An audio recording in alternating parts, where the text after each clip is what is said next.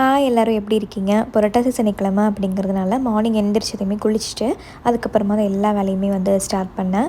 வீக்கெண்டில் இருக்கிற பெரிய வேலை பார்த்திங்கன்னா மாவாட்டுறது தான். அந்த வேலையை முடிச்சுட்டு குக்கிங் ஒர்க்லாம் ஸ்டார்ட் பண்ணியாச்சு.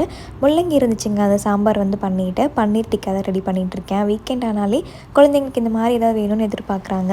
பன்னீரை கொஞ்சம் பெருசு பெருசாக கட் பண்ணிக்கோங்க. வெங்காயமும் தக்காளியும் ஆட் பண்ணியிருக்கேன். தக்காளிக்கு பதிலாக நீங்கள் குடமிளகா கூட சேர்த்துக்கலாம், என்கிட்ட இல்லை.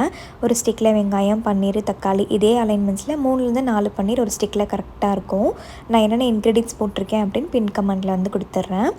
சர்வேஷும் பண்ணணும்னு ஆசைப்பட்டேன். அதனால் ஒரு ஸ்டிக் அவனை ரெடி பண்ண சொல்லிவிட்டு நான் ஓவன் ப்ரீ ஹீட் பண்ணிட்டேங்க.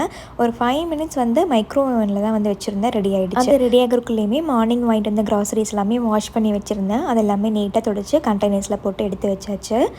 புரட்டாசி சனிக்கிழமை பெருமாளுக்கு புளியோதரை பொங்கல்னு வச்சு போர் அடிச்சிருச்சு. சரி, இந்த டைம் டிஃப்ரெண்ட்டாக பன்னீர் வைக்கலாமேன்னு வச்சேன். என்ன வச்சா என்ன, நம்ம சுத்தமான மனசோட எது செஞ்சு வச்சாலும் சாமி ஏற்றுக்கும்.